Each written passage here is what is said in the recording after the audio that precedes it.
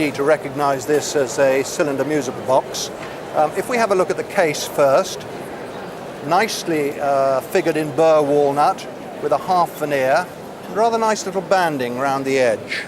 Now let's open it up. I hope it's a music box anyway. Ah yes, there we are. Oh, that's a nice example, isn't it? How did it come into your possession? Well, it was in my grandparents' home. Yes. Which I remember as a child. Right. And we had to stand on stools to operate it. Because it was quite high up. Yes, because it was quite high up. And so I remember it from a And I noticed that it's got 12 different tunes, which is quite unusual because a lot of them have 6 or 8 or 10. Oh, right. 12 is a very good number. Right. Right. Now, is it wound up? Because I noticed that the levers are correctly positioned, but it's not going. Is there The cylinder music box was a Swiss invention. I don't know whether this is the A Genevan watchmaker named Antoine Faure filed the first patent in 1796, and within 50 years the village of St. Croix, high in the Jura Mountains, had become the world's workshop for them, turning out the lion's share of the boxes in circulation. The Paris stamp on this one is not the maker. It is a retailer's mark. London and Paris were simply where the wealthy buyers were. Do you know where it was made? Well, the only evidence we've got is that it's got Paris on it, so I imagine it's French. Well, I think not. I think it's not. because the vast majority were made in Switzerland. Right. It may well have been retailed in France or Germany, hence the French connection that you were associating it with. What about value? Have you had it? So you're probably looking at an auction value of perhaps £2,500–3,000. Right. Lovely example. Thank you for bringing it in. Thank you very much indeed. Thank you. This BBC badge that's on there was only put on for photography work, press work and that type of thing.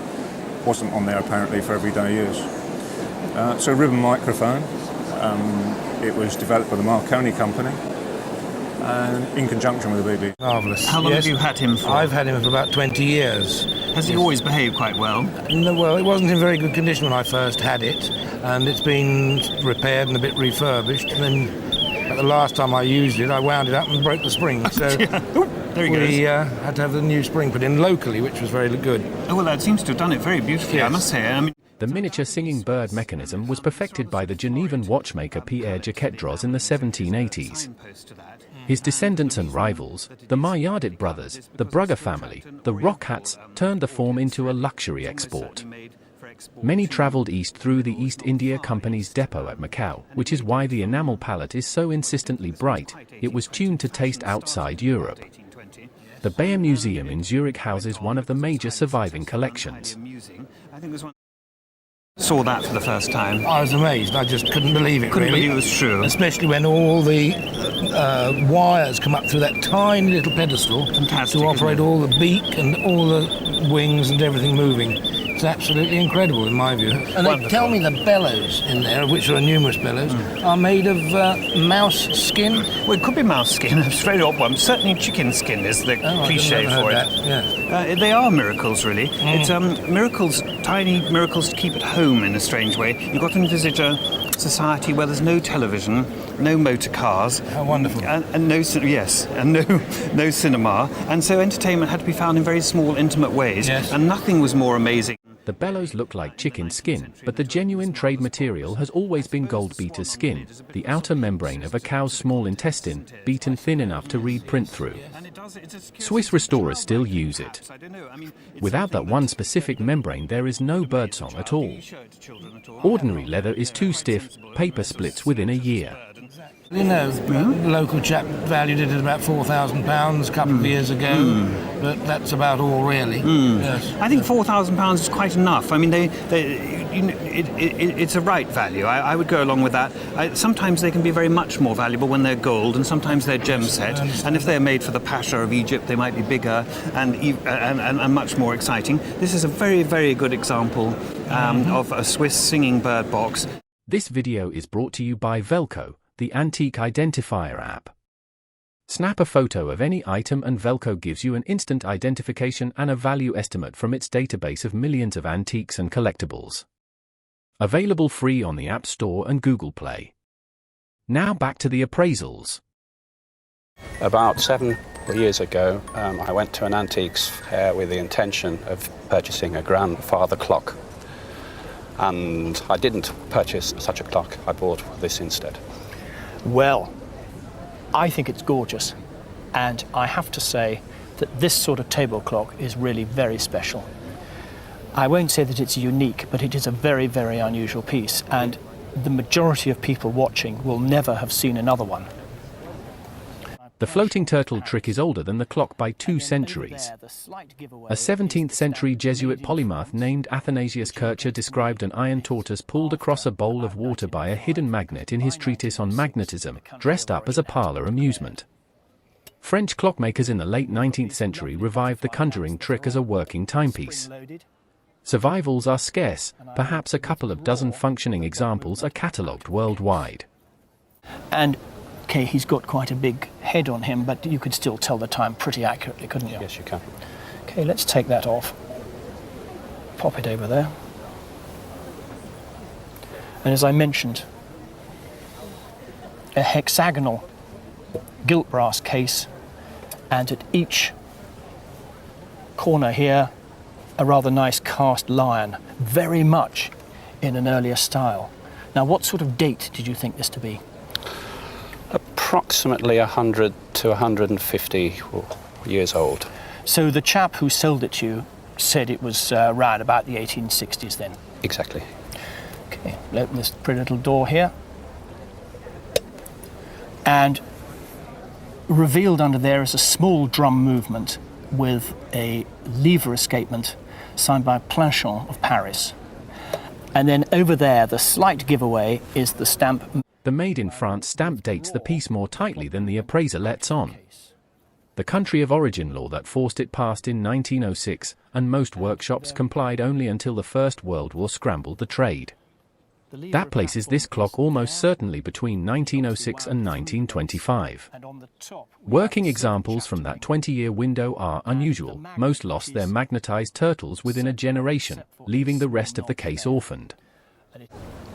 If I was retailing this today, bearing in mind it is a very unusual object, and it's only the second good quality one I've seen in about 10 years, this one would retail for at least 4.5, if not 5,000. You won't see another. You really won't. I've been at fairs for years, working in the auction for years, and to find a pretty sized one of this. I think my great-grandmother must have bought it in a country house sale at the turn of the century. Okay, it's not a harpsichord, it is a wing spinet. It's called a wing spinet because of this bent side where the curvature of the strings is accommodated by the diagonal stringing. Thomas Haxby ran his York workshop in the second half of the 18th century, and he was the senior keyboard maker outside London. Roughly 30 of his instruments are catalogued today, a survival rate that places him in the top tier of provincial British makers. The leg of mutton form was the standard domestic keyboard of the Georgian middle class, retired only when the square piano became cheap in the 1770s. After about 1805, almost no new spinets were built in Britain at all. Fake it. Eboracum, which is the Latin for York. And Thomas Haxby is a well-known recorded spinet and keyboard maker from York. In addition to the inscribed maker's mark on the front, we will perhaps, let's keep fingers crossed, find a pencil inscription on the back. Restored by Arnold Dolmetsch. Does that name ring a bell? No. Now, Arnold Dolmetsch is one of the great names in bringing back early music.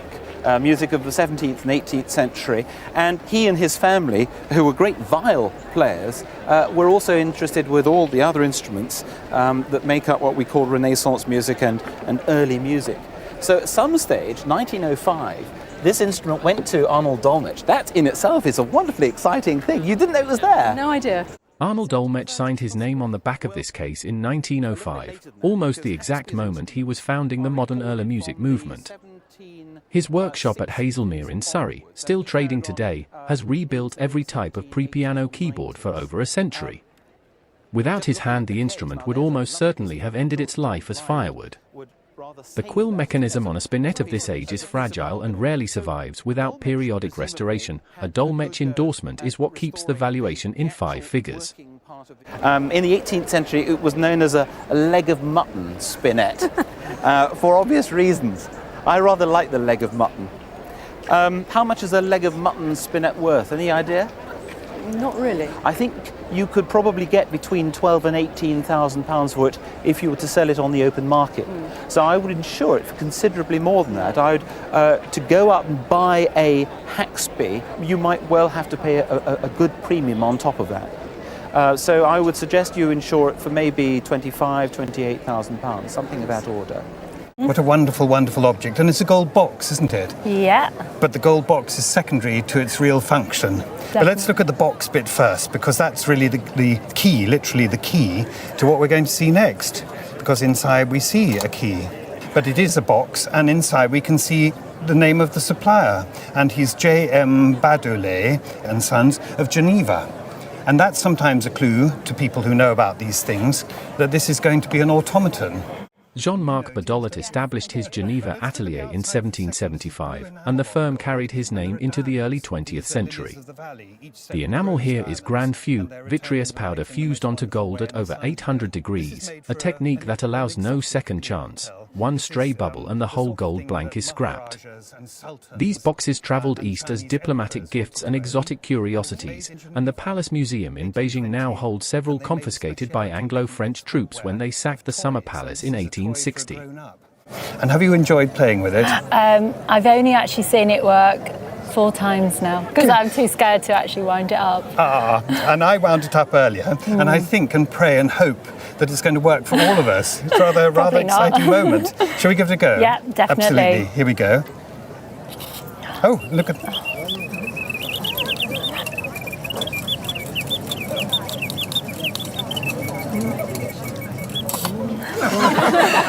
Perfect. Isn't he marvellous? And he's made of hummingbirds' feathers. The market for these gold automaton boxes has risen sharply since the early 2010s, lifted almost entirely by mainland Chinese collectors buying back what was carried west 2 centuries ago. Major museum collections in Beijing and Geneva hold the bulk of the surviving institutional examples. Private hands account for a small remainder. At the top of the market, comparable Geneva-made automaton boxes have crossed 6 figures at auction within the past decade. Well, I can tell you that the whole world wants it, and they want it really, really badly. And consequently, it's an extraordinarily valuable object, dizzily valuable, and I can tell you with every confidence that it's worth £35,000. Wow. It's amazing. Beautiful. I'm not going to say I'm not going to sell it, because we probably will, but... It'll break your heart, won't it?